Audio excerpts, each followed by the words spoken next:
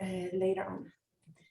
Okay, so thank you all for joining this last webinar for the year. And it's been a quite different year, this one. I remember last year we were talking about COVID and how it will impact your research. By this time we were a little bit clearer.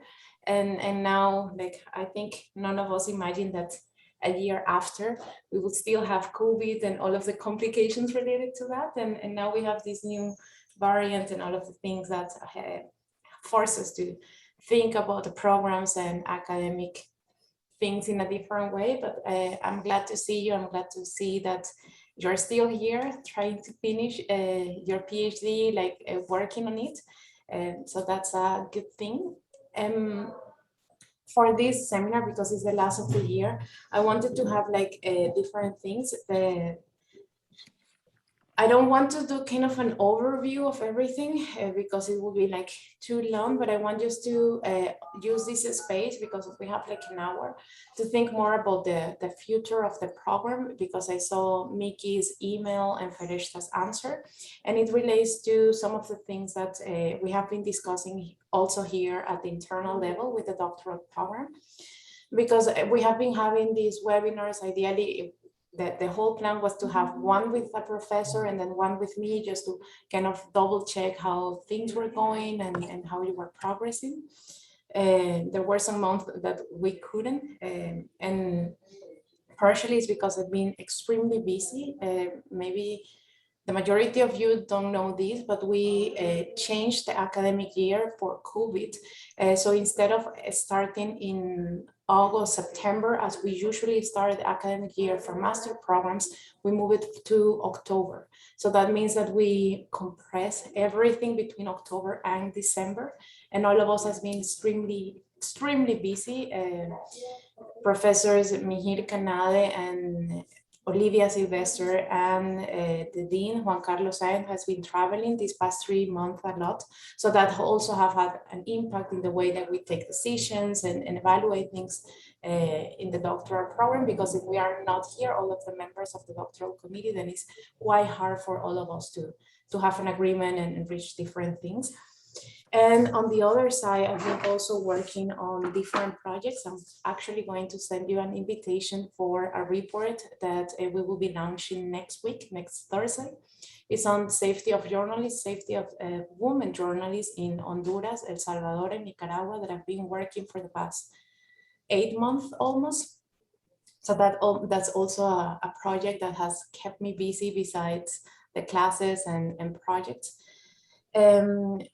But as I told you before, I wanted to talk more about the future. We're considering doing some adjustments to the doctoral program, a little bit to include what Mickey was saying, but also to have a different type of monitoring and of the progress, the meetings that you have with the supervisors, because, and it relates to Mickey's questions before, on how many students do we have on the latest stage of the doctoral program and how many do we have on the first stage, that is before the candidate's examination. So we want to improve the monitoring system. And because you mentioned also the idea of having more frequent webinars where all of you can share, that's something that I think we can try to include. However, I need kind of a commitment from the majority of you, because as you can see, it's like 37 people in the doctoral program right now, but it's only you here, 6 connected to the webinars. And this is one of the main problems also that we have when I have to report back to the doctoral committee, the participation and to evaluate the continuation of these activities. Then the attendance becomes one of these things that we don't know very well how to manage. We have been changing time, so the majority of you can connect independently of where you are, trying to have the topics that you mentioned that were important for you. So I think this is still in a phase of evaluation that we all need to agree on how we're going to continue next year, so I can present a plan also for the doctoral committee. But that's a little bit on this side where we're thinking.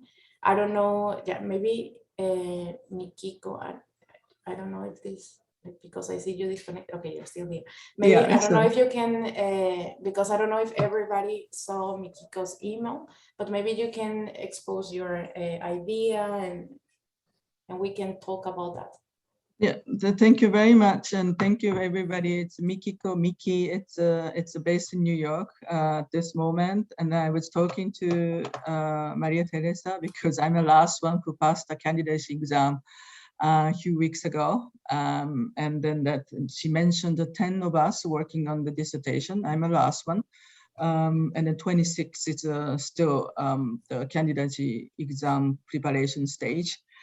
So it's altogether 36 of us. I don't know everybody. I only know my batch, which is 2017. I think we could be the oldest the batch of this group, I guess, at 2017, because we're supposed to get already PhD by then.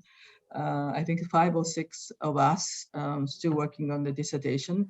One of us already got the PhD after 3 years. She was on time, right? I think that's so I think I should have really done this process much earlier, but it was so difficult, and also working full time, like many other people here in this webinar. And then I really need to, because I know that doctorate is really like a very lonely process, independent process. We have to do it by ourselves. At the same time, I really want to have more structured support, particularly from this program. And you mentioned it's a commitment it's less because, but at the same time, we don't have any structured, fixed time frame. We had a doctoral seminar once. I think my case is I attended twice in person in Costa Rica, week, I think. But at the same time, we also, I think I had the second time the online.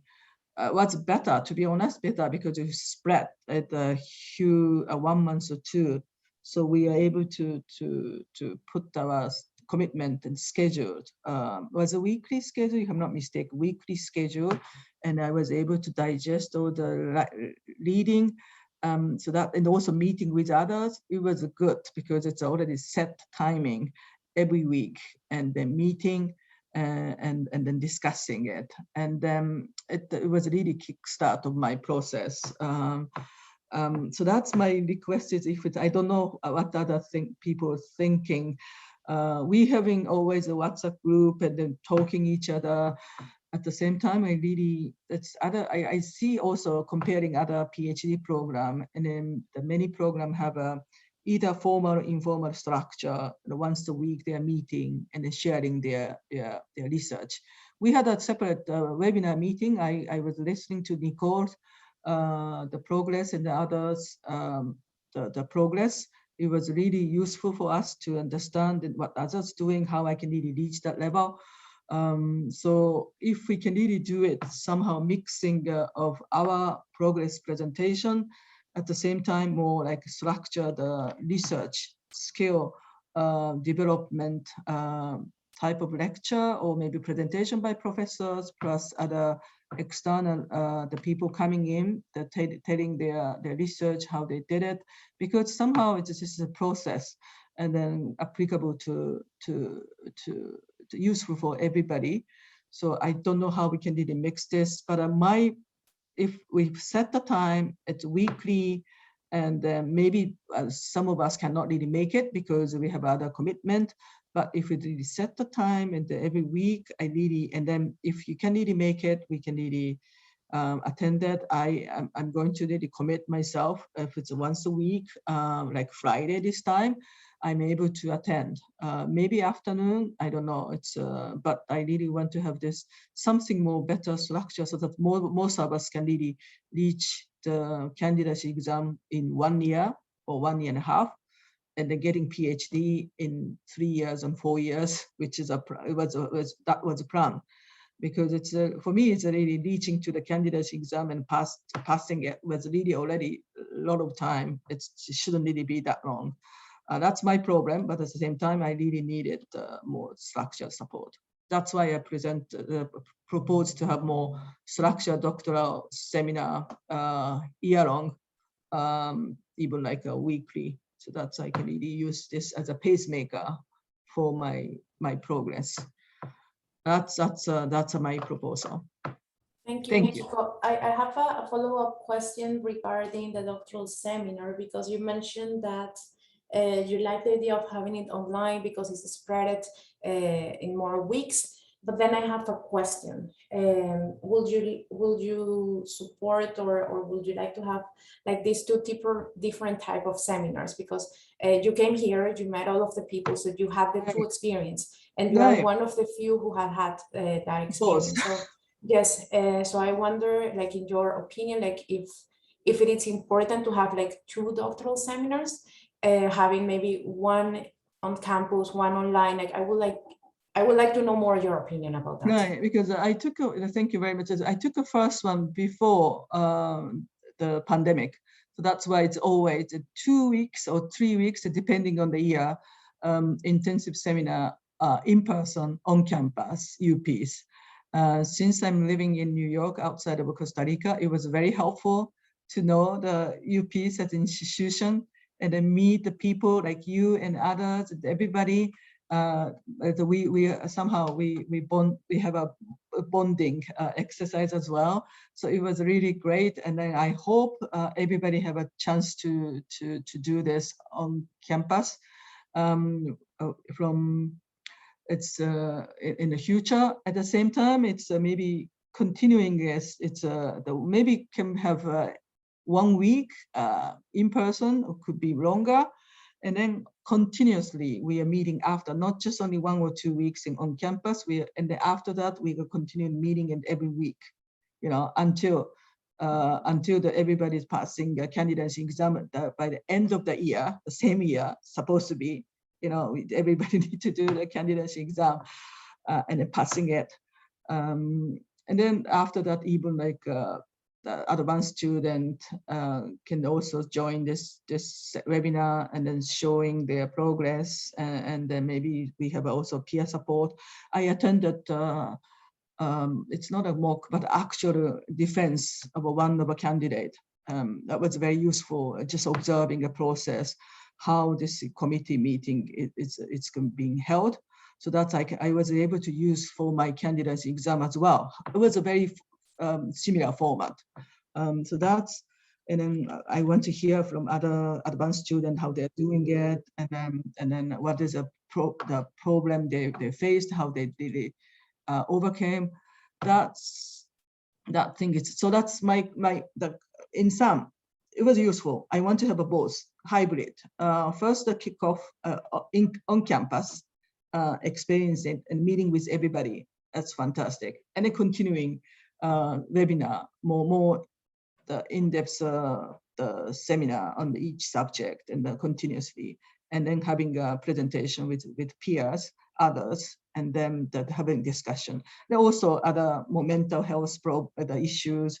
You know, you've been organizing many different writing one, literature review section, maybe refinement, and you know, that's many different topics we can really think about it. And it was very helpful. Even like talking each other, it's facilitated by you. It's very helpful.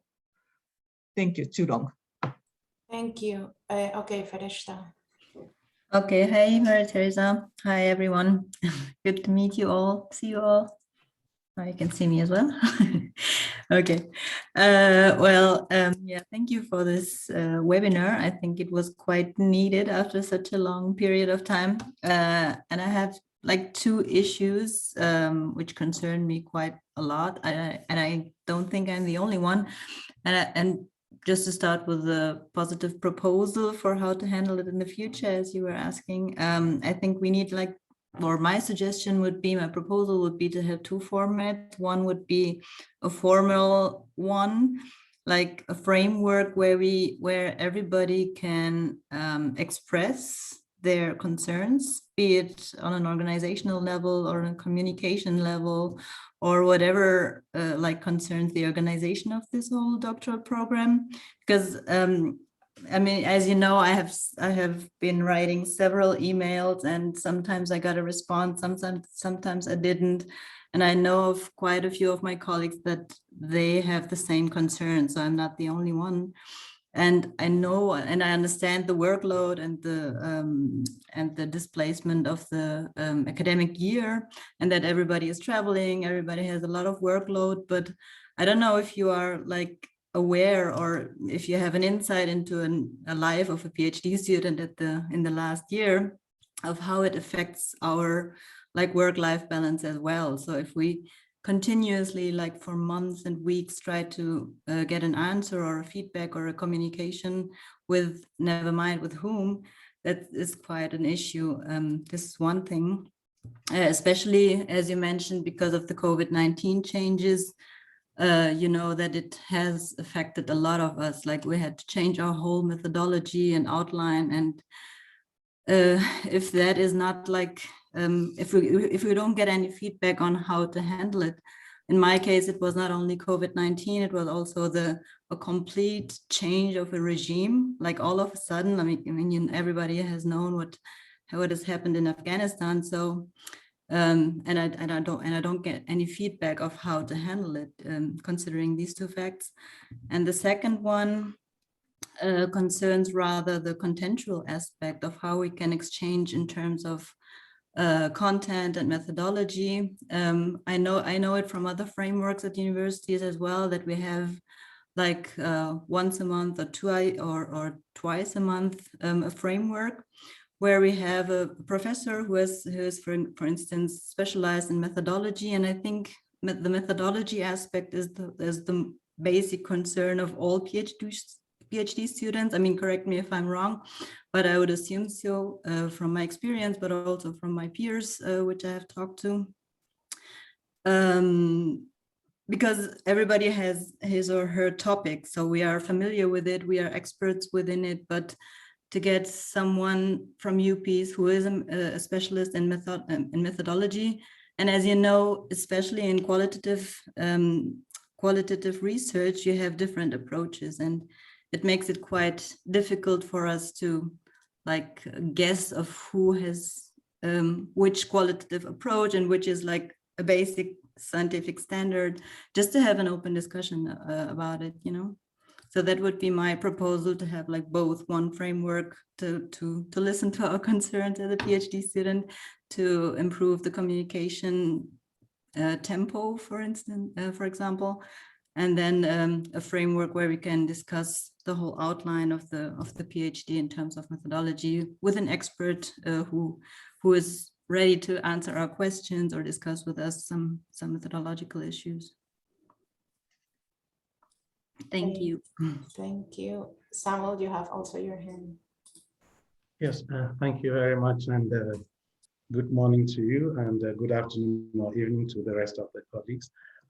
Maria Teresa, yes, I do subscribe very much to what Miki and Ferisha have said. Communication is not very fluid, I find, and of course I was thinking maybe if the workload is so much, I don't know if there's a secretariat for you, because I don't expect you to be handling all the work yourself. Then a suggestion also would have to do with like when colleagues or friends or classmates are taking the first exam, that's the qualifying exam, that's the thesis proposal. Is it possible for the rest of the people in the class to follow this? Maybe that could inspire some people.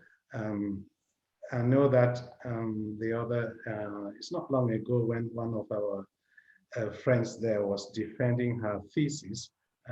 She had a PhD, I think about 2 months ago, and we were informed. So some of us were able to follow, and you get something out of it, not just watching the person, but you learn also what is happening. And I know that in some universities where I've been, generally the rest of the class is invited. Those people who are interested would attend. If you don't want to, it's not an issue for the school, but at least it's an open invitation. So, and I think that whenever any of these processes takes place, we learn something from there. So I was wondering if you please could make it possible for us to see what is going on, like first for the proposal defense, then also for the defense proper. Thank you. Thank you, Samuel. Okay, I understand your concerns because I was also a PhD student, and Fereshteh mentioned, I don't know if you know, but yes, we do know. One of the main things is what you actually asked, Samuel, if it's only me handling all of these things, and yes, it is only me at this time. So it's only me communicating with the 36 of you, plus your supervisors, plus the doctoral committee. And it's me giving you the answers, and sometimes it's me like following people around campus, sending tons of emails that you don't really see because you are not copying all of the lists. But for instance, in the case of Samuel, that is a case that it's quite complicated, but for him to take the candidacy examination, the external reviewer disappeared for a moment. Like it was like 2 or 3 months without us knowing how to handle him. Like we didn't know how to call him. We didn't have a number. He wasn't answering the emails. And all of a sudden he came back and said like, okay, I'm extremely sorry, but my mom passed away because of COVID, and I couldn't have the time to actually meet with you. And this is a situation that the majority of you don't know what is the details of what goes on with your external reviewers, internal reviewers, but it's me handling these things. So at the same time, I know that it's me giving you answers. So sometimes it's like it's Maria Teresa not answering, but sometimes it's this communication that happens backdoor that you are not seeing, that I'm handling in the administrative way, that is not very fluid.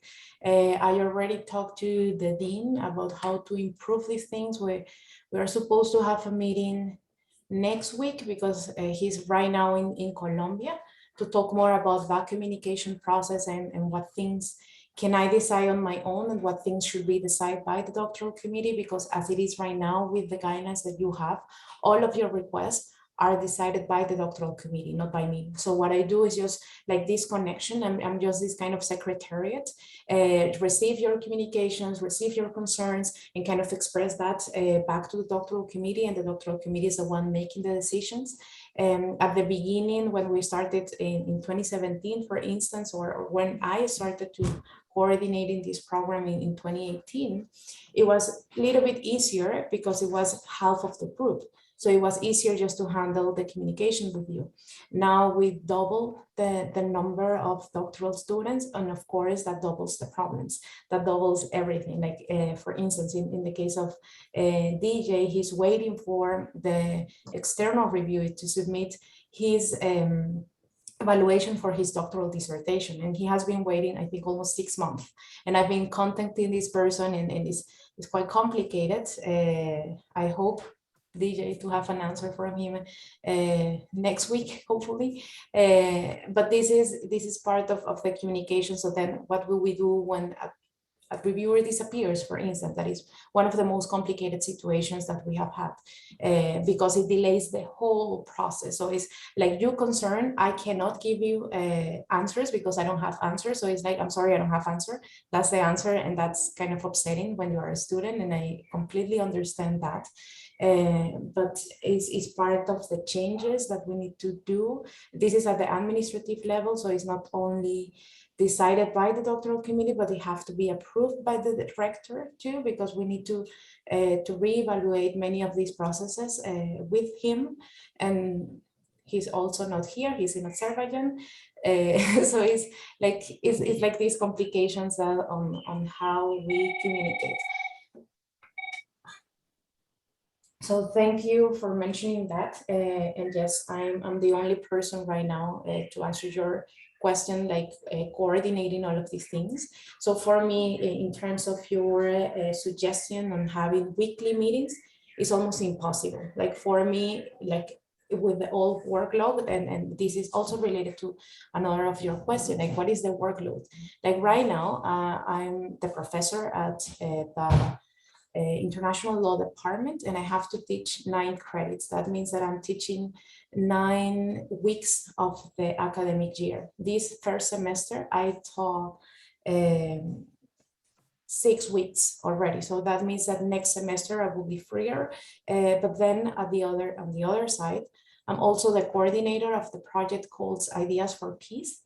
And that's, I think I have talked about this with you before, but Ideas for Peace is a publication project. So that means that I'm coordinating everything that is published, not only on the website, but also in all of our social media. So I also oversee that process. Besides that, I've been, as I told you before, I've been coordinating different projects. So I had one in Honduras that we closed last month.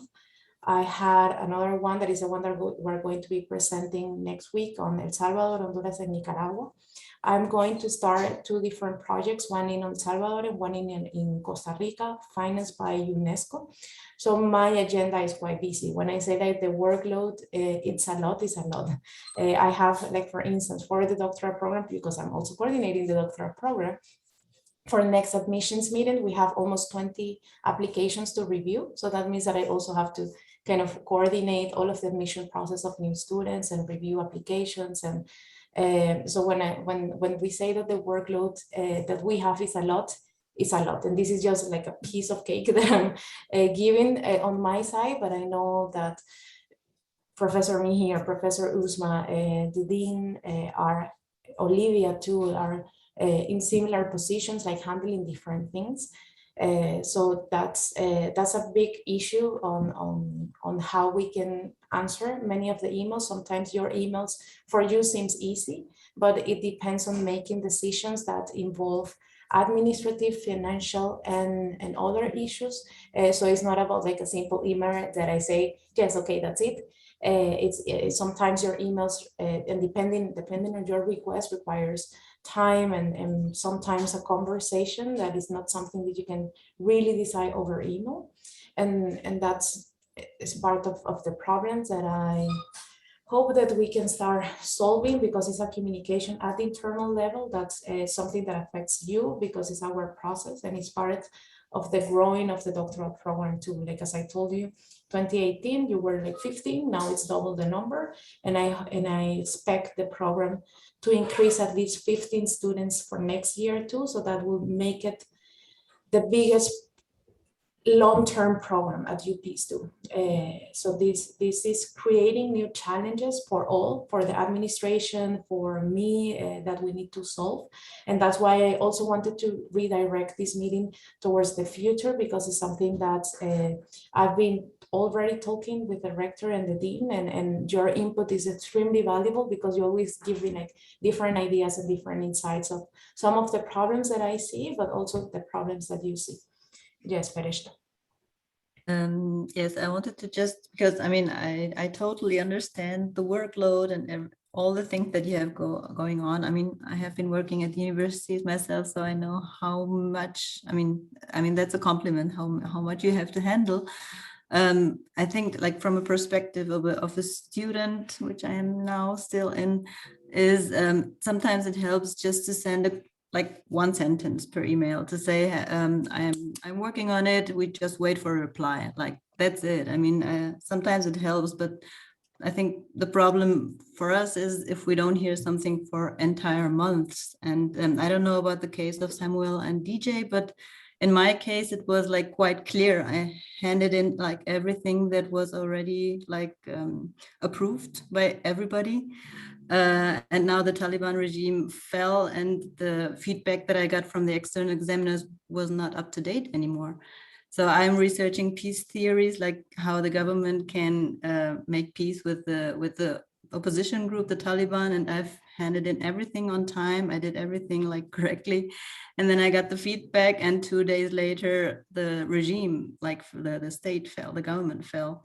And then, like, since 4 months, I don't have any answer on how to handle this, if the feedback from the external examiners is still accurate or not. And I know that my external examiners did not like just disappear, but they are part of UPeace. So my question would be, how do I handle it? I mean, without an answer to the continuation of the financial support, and no answer about how to review the historically changed the situation. I mean, you know that I'm working on it still, but yeah, just to mention that there are some cases where things are really clear, but there's no sign from UPeace, and that I don't know, makes it difficult for someone to finish on time. And yeah, to answer your specific question, and this is something that you all receive once we have any sort of examination, you have the written comments from reviewers. And that's the way you should proceed when you receive evaluations. You should go to the reviewer's comment and try to incorporate them as you can handle them. And this is part of the PhD process. Not everything that reviewers will say you will agree with them. Not everything will be manageable for you. And this is part of the process that you have to go. Like if the recommendation says, I don't know, in your case, add more information about what is going on right now, you can say, okay, I can add these and these things, but not everything. Or I decided just to handle this situation in this way. So in the terms of how do you proceed when you receive the evaluation and when you receive the recommendations, is first read the recommendations, try to say, okay, 1, 2, 3, like these are the points that I'm going to include in the reviewed document that I have to submit. And you have to work with your supervisors. This is a work that has to be done hand by hand with your supervisors. Your supervisor is the one who actually knows you, who knows your research, who knows who was in the deliberation process, and they can really understand which were the main concerns. And this is not that you are left alone. You are supposed to be working with the people that are supporting you. I know that in certain cases, communication with supervisors is not very fluid, and that's why in the doctoral, in the progress report, we ask you to add this type of information, because if certain supervisors are not if I may interrupt you just very briefly, because I don't have a problem with my supervisors, like none of them, not with the first one, not with the second one. We all agreed on it. And my question is like, is the feedback, is it requirements or is it recommendation? Because I need an answer to that, if we have to follow it one-on-one, or if it's just recommendations. Because I already spoke to both of my supervisors, and they give another feedback than the external examiners, and the structure of UPeace is in a way that we are not permitted to get in direct contact with the external examiners to discuss with them certain issues.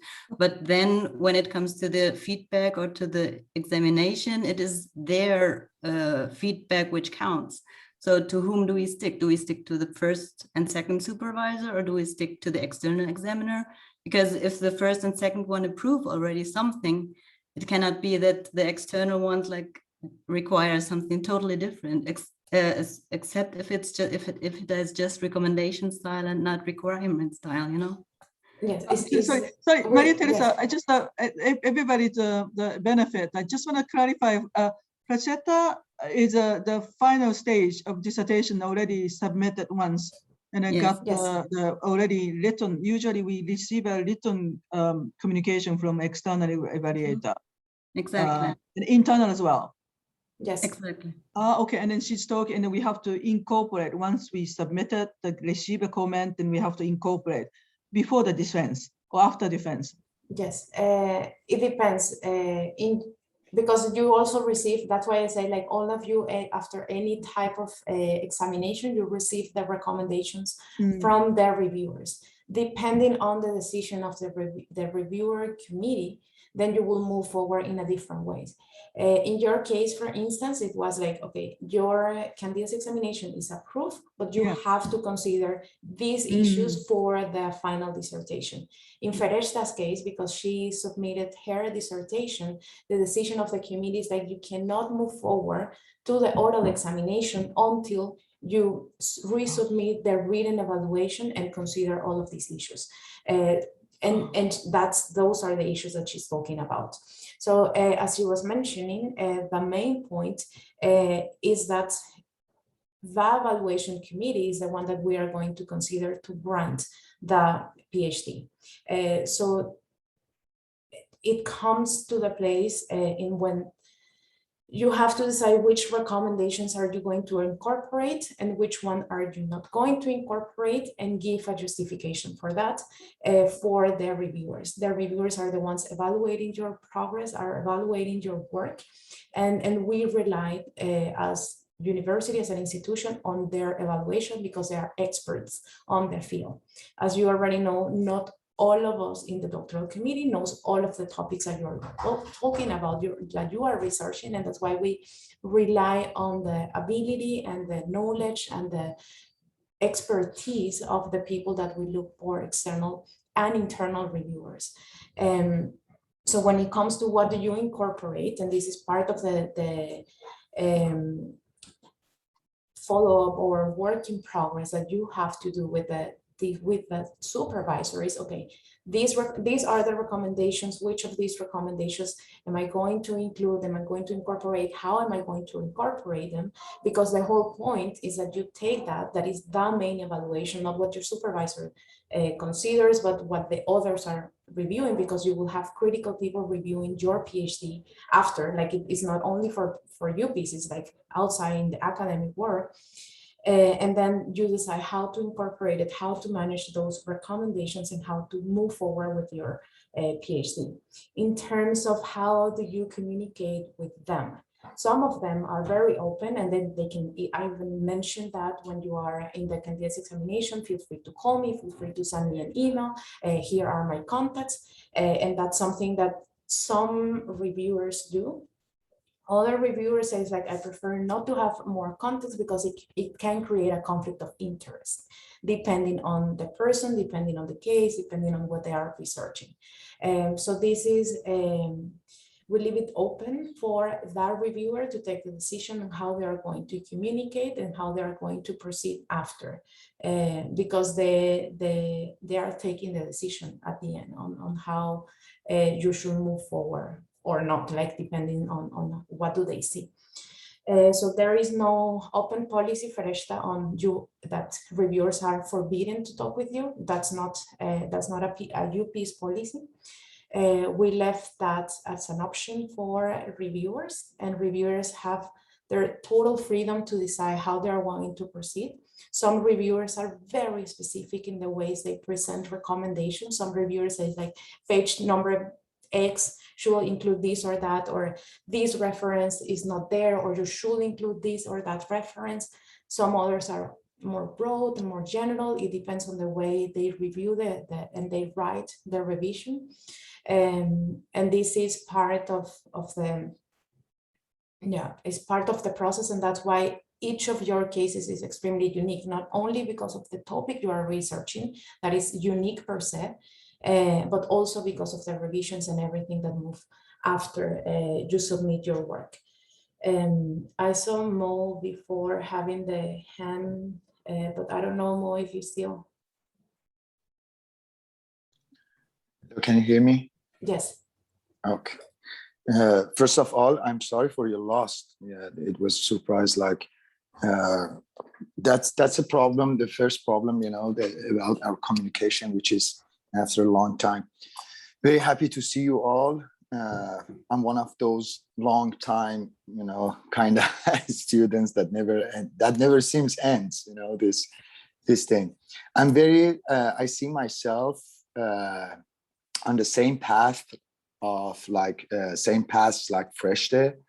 And I was going to point out exactly the communication and the methodology actually Freshte pointed out, because the communication, which is a clear, I think, issue that all we have, especially last 2 years, and the methodology, which is changing fast, it should be changed. So I was trying to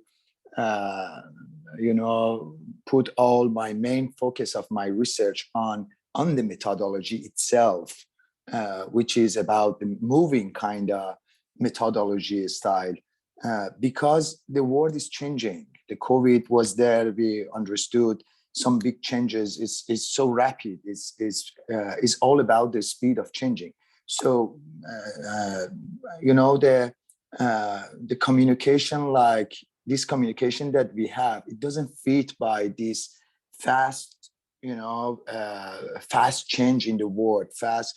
I have to update myself every day with the new situation, especially in our case, which you mentioned, like me, Fereshte, and I don't know about completely others, but we are coming, you know, from Middle East, like the place that every day the news comes out from that place. Every day is something is changing.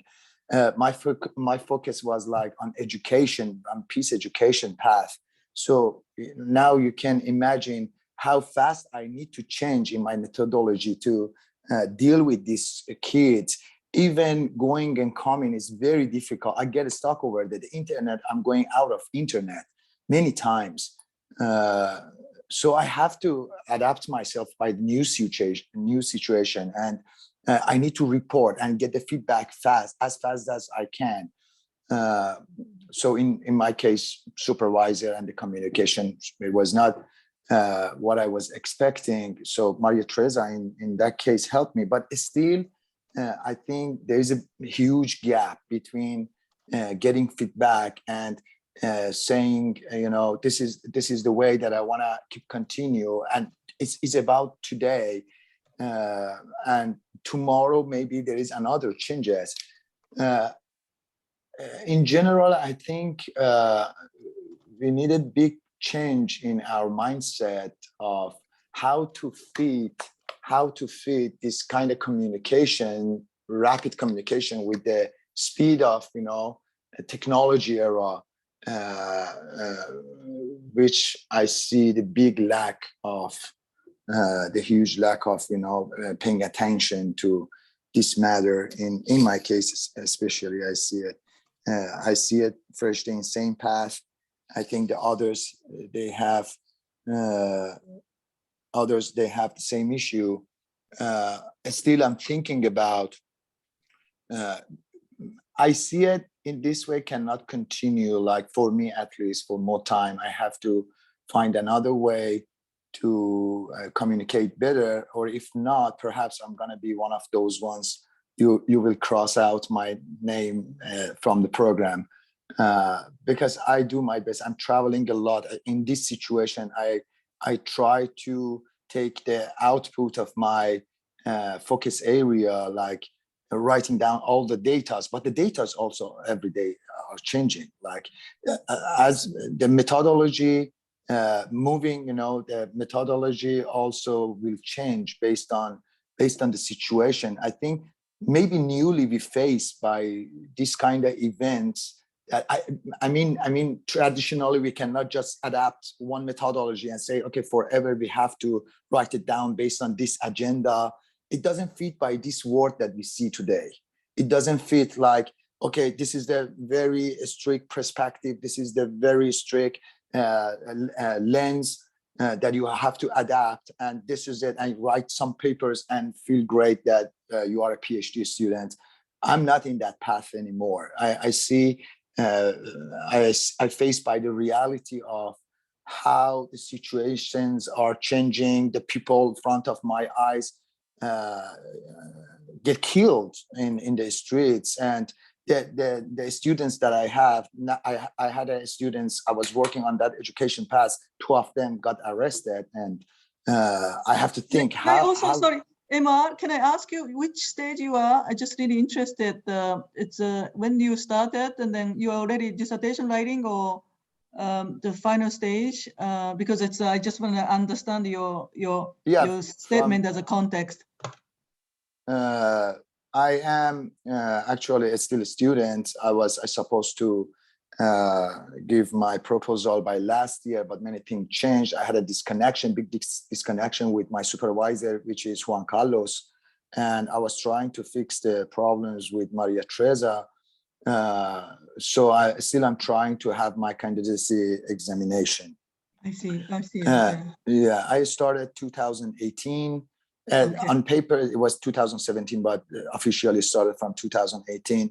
This year supposed to be my last year. But many things happened, the delay of the COVID is delayed on our, progress, and many other factors changed. As it's very difficult to understand what Fereshteh is saying. Just changing this big change of the regime in what happened 40 years ago in Iran. I'm originally Iranian. Just imagine, I'm Iranian American. So nowadays is going the negotiation between Iran and United States, like after big dramas of the last 2-3 years. So all that was very effective on my path. Every step was very effective on my path. And I needed to communicate and get feedback as soon as possible from my supervisor, but it was kind of impossible. Like last year, it was I didn't try it more because it was like maybe took 3 months. Even I didn't hear anything about my supervisor. Maria Teresa knows about that. She did her best actually, I was going to say, we have to try to find some assistant for you, not one, even 10 assistant for you. Maria Teresa, this is too much for you. Just you handling all that class and plus that piece ideas and plus, giving us feedback is impossible. It's understandable. This is not going to work like this. I mean, at the end of my, thoughts speech is like, this is not going to work like that with this rapid change in the world. And what we are trying to do, at least for my case, is not like passing the candidacy examination and, feeling I'm a candidate of PhD candidate, and after that being doctor, and after then going to get a job in UN or something like that. I really try to do something to bring out something, but it should fit by this rapid change. Sorry, but I want to talk exactly about that issue of rapid change in the topic of your research. Yeah.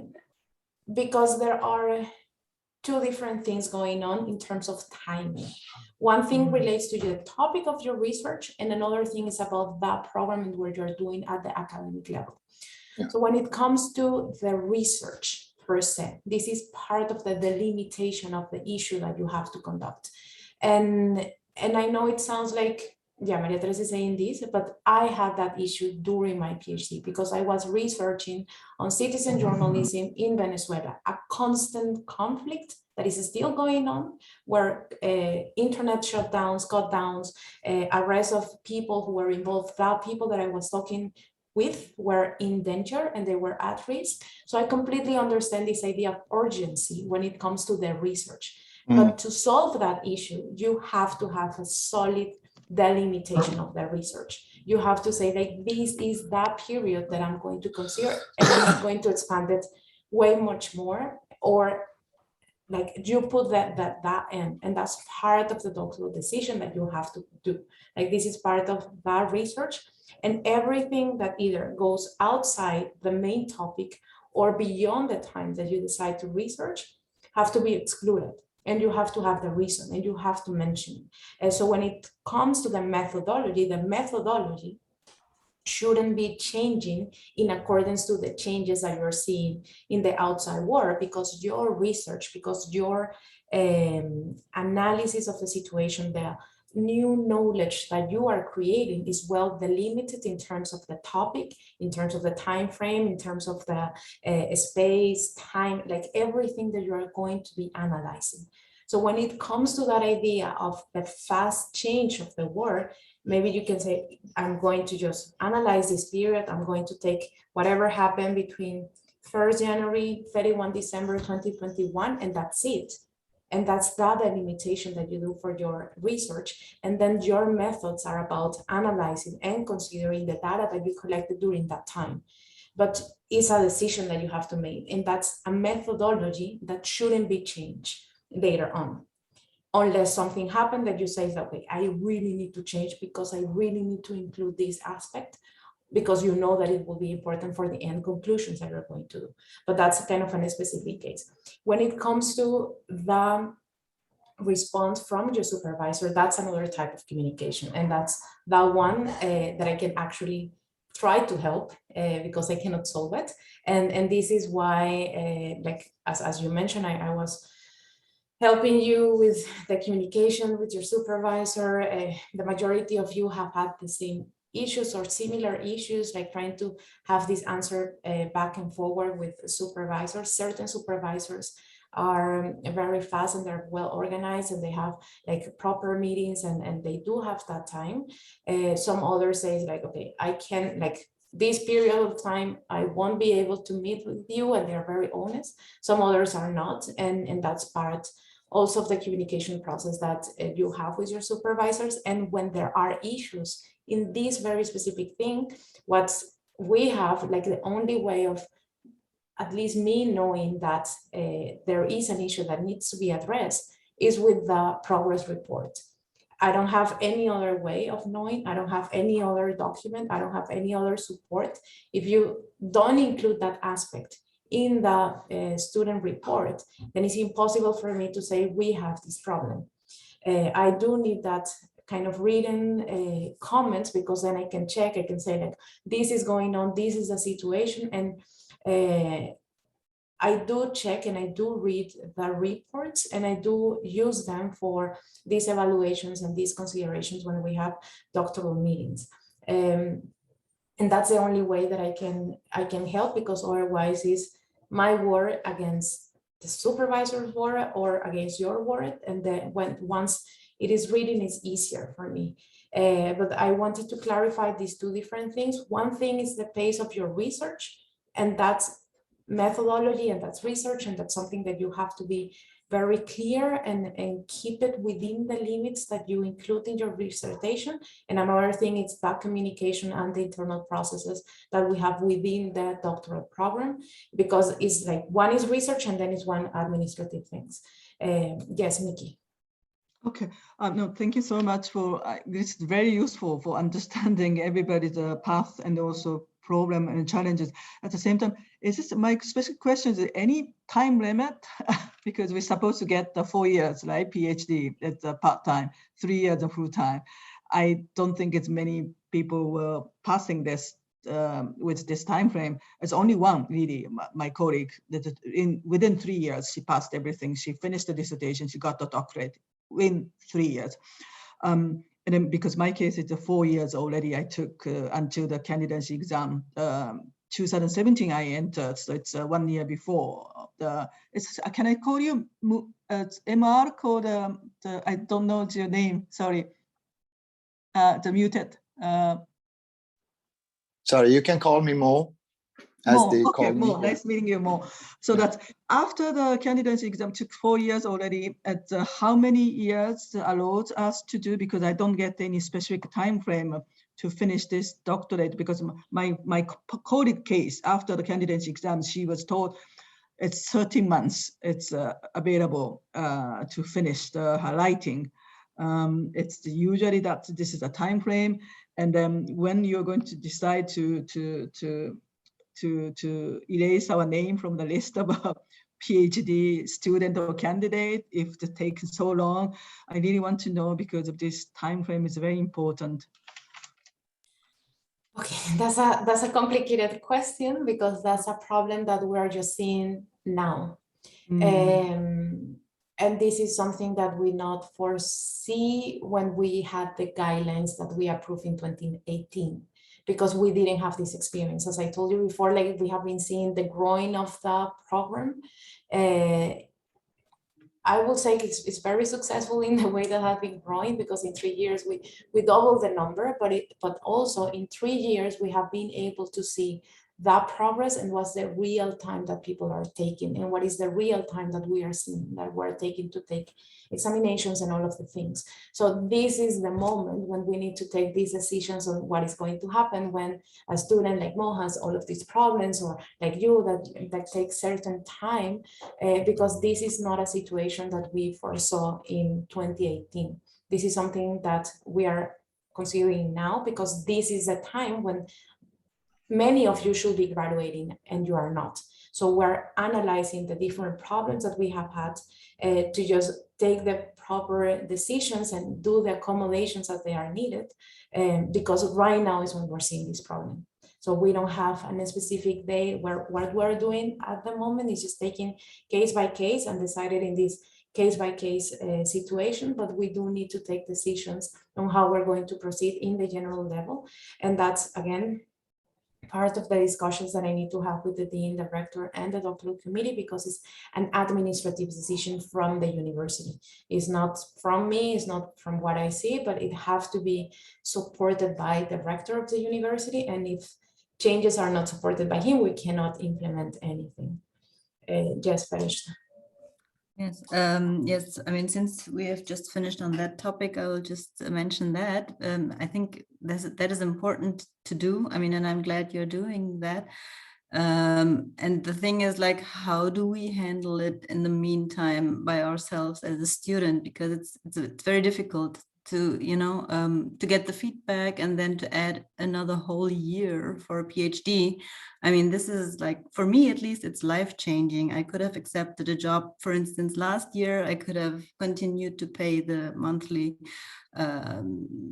fees for the university, and now I don't know anything. Like, my stipend stopped, my jobs, I quit all my jobs to finish the PhD.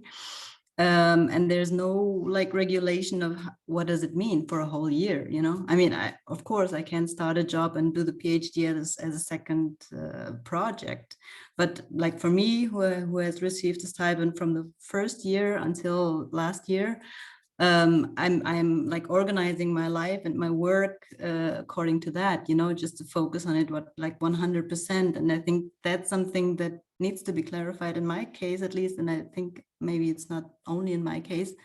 That's one thing. And the second thing, what Mo mentioned in terms of and what you clarified, and I'm thankful you did this, in terms of actuality and scientific analysis, because when I started, like, my second supervisor told me you have to define a time scope. Like, for instance, I'm analyzing the conflict between 2018 and 2020, and then it has to stop, and it has to stop for a good reason, because we are scientists and not journalists. I mean, we cannot be up to date, like analyzing what happened a week ago, not even 6 months ago, you know. I mean, scientific analysis requires at least 1 year of analysis. So you cannot be up to date if you're working on a scientific issue. That's one thing. And the other problem that I had, for instance, is that my external examiner was a journalist. So he expected me to be completely up to date, which is not at all compatible, not with the data analysis method that I use, and not even within scientific rules, like how science works. So this is my personal problem.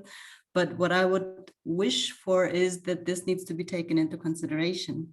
I mean, the committee has to be aware of it, the supervisors have to be aware of it, and the external examiners need to be made aware of it as well. Because maybe they are working since 10 years in journalism and they don't have an insight of how scientific work at the university works. So there, I would be glad if you as a doctoral coordinator could like somehow communicate it, or so that everybody is on the same track in terms of where we stand.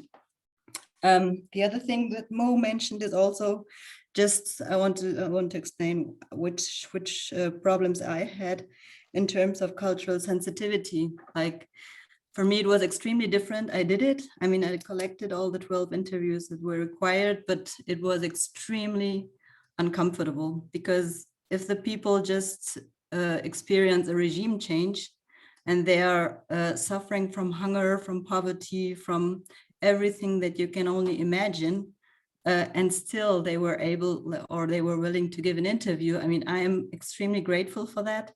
But if you don't manage to do it, I would be grateful if it's taken into consideration in this case, you know, especially for a University for Peace, which is dealing with conflict, like countries that are in conflict.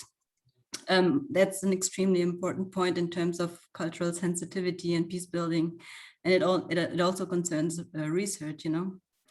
And the last thing that I would like to mention is if there is a possibility to employ another, like an additional person if you say that everything changed, everything is getting so rapidly, and you have a lot of workloads, you have tons of students. Maybe it would just be an idea of, I don't know, to employ other people to like support you. I mean it honestly, Maria Teresa, because I see that how much it is to handle 30 doctoral students. Just, yeah, but that's an internal issue that I Yes, that's part of a decision that have to come from the administration, not from me, but I will have another person, of course. And that's part of the things that I would like to have, like a change in the doctoral program.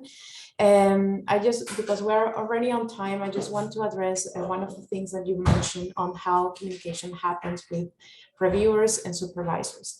Every time that we're going to have a review, I send them the guidelines that we have and that you have. So all of the people that are reviewing your work are aware of our policies because I send them. Then another thing that happens and relates in your specific case on bad communication, it's what you write is your presentation card. It's not my job, it's not the institution's job to say all of the details that you have going through to present that document. That document has been have to have all of the information contained for any sort of reader. So that's why I like to see either that proposal or the dissertation as your presentation card as a researcher. If you are writing a specific issues and the delimitation is clear, that presentation card will be clear, and whoever is reading will be bound by the things that you are saying. That's why writing is completely different from presenting. The skills that you need to write a good dissertation that is understood by any person, that doesn't bring all of these other questions that you don't want people to get while reading your dissertation, is an art. Is a specific thing that you need to dominate, and that's why publishing and that's why having other articles beside the PhD helps you to actually build this way of academic writing that impedes others from bringing things to your dissertation that shouldn't be brought, because that's not your intention as a researcher. So having that in mind, like your thesis or your proposal have to have the elements needed for that reviewer, either internal or external, to fully understand what are you presenting. And that's why methodology is so important, because you really have to delimit the case and explain very clearly why you had the time frame, why did you choose the people you choose to talk, or why you didn't have any interviews, on why you selected the methods you use to collect your data. And that's something that have to be solid and have to be well written in your dissertation, because your dissertation is not only for the reviewers, it's not only for UPs, it will be your presentation card as an academic to the outside world. And whoever reads your dissertation have to be able to understand independently of which is your area of expertise, independently of where they are coming from, because it has to be self-sufficient. You won't have in real life, you won't have when you're reading a book, you don't have the author of the book explaining, oh, I meant this or that. Like that book is self-explanatory, and that's the same case of the research. So in terms of how do we communicate, we do send the guidelines, and we send the forms for the review, and we send the doctoral proposal, and you have the guidelines too. So you do know how, what is the information that is submitted to everyone. So in terms of communication, and this is something that I won't see this changing, it is a process that it will remain like that, because your thesis have to be self-sufficient. Yes, DJ, I think you will be, are you? DJ, we can hear you, but I can see your hand on. Additional feedback? Yes. Hello, once more. Maria Teresa, thank you so much for Driving. Hello, can you hear me? Yes, yeah, we can. You okay? You're driving. Yes. Sorry. I'm really sorry to hear what is going on with Feresha. I've also had a similar issue, but mine is a little different from hers. But I want to believe every study has a time frame, and every study is geared at like suggesting recommendations for maybe further research. One research cannot have an answer to everything. That's what I believe. So if within her work, as you have rightly stated, Maria Teresa, if she can state that this work was within this time frame and it was before the takeover, but I don't think there is a major problem why they should not want to have her defend her thesis right now. That's just what I'm thinking, because one study cannot have the answer to everything. Yeah, that's true. And I don't want to go into the details of any of your cases because all of you have different things. I just want to get into the general. But yeah, in the case of Fredesta, she has VAR recommendations. She has extensive recommendations from both reviewers, and she's just talking in this general way. Okay. Okay, Miki, that will be the last comment before we finish. Thank you. I just have to be more forward-looking what we're going to do from now. Just my suggestion may be too much. Nicole said monthly, but it's like 10 times per semester. I really want to have a session of 1 hour at the Friday, like this time, and maybe afternoons, one fixed time frame. And then, like, for example, the presentation, half of them, it's a presentation because the 10 of us already having some of us already advanced stage, like Fredesta, her journey, her dissertation topic and the difficulties she faced, overcome, how she overcame, this kind of thing I really want to hear. So that I understand also process as well. I don't know, some people don't want feeling comfortable presenting their research, but I want to hear that. So half of them are presentation by us, because we have a 10 that's already passed the candidacy exam. And then we have 26 more working on their topic and then having difficulties in finishing proposal. We can really hear maybe 30 minutes each. So it's already filling some gap. You don't need to do anything. Maria Teresa need to do just organizing, communicating, that's it. And we really want to have the schedule, fixed schedule. Otherwise, it's here and there. We have one seminar here and a different topic, and here next week. It's very difficult to follow. It's if you have like a class type of thing, it's a fixed one. It's every week or maybe every other week we're meeting it. We can really also coordinate our schedule as well. So it need to be really planned ahead of a semester. And then we have all the topic to be covered by us, by faculty member, by external, so that we can keep in touch with, so that we can really resolve this communication issue because I only keeping in touch with one of my peers almost every day, motivating by ourselves, what you did today, what did you do? This thing is really need to be done more systematically. I think it's otherwise nobody can really finish it. I'm glad to know the Fredesta is already final stage. I want to support her and learn from her. Really, I'm really hoping that if really necessary, I can just give you, Maria Teresa, my suggestion, and you can hear from others other suggestion, and if you can really put them together within your available time and also effort, that would be fantastic. My proposal is having a 10 meeting per semester, having already fixed the time and then fix the topic, and then everybody can really prepare. And then we can really have this continue. Otherwise, nobody can really finish within 3 years. Thank you, Miki. Mo, before we finish. Before finishing, I wanted to take advantage of this situation. Thank you so much. And I'm very glad to see you all. I wanted to ask you, Maria Teresa, this is going to be last conversation, last kind of Zoom call of the year, but you're going to be available in the office, yeah? Right? Yeah, because we are going on vacations on the 17th until the 6th of January, so the university will be closed. Because of these communication issues, Miki, also I live in US. Can you hear me? Yeah, but I'm here now in Costa Rica because the best way of the communication that I found to just physically be here. So I'm here. I asked this Maria Teresa because I'm in Manuel Antonio, heading to San Jose tomorrow and coming to El Rodo, staying for 5 days to see you in person and figured out, the rest of the progress. So I just wanted to make sure that you're going to be available at office by next few days. Yes, I won't be in office from the 10th to the 15th because I need to travel to figure out and solve my passport issue. That's a personal thing with the So passport. 10 to 15, what but the you're 10th leaving? From the 10 to 15, I won't be on campus.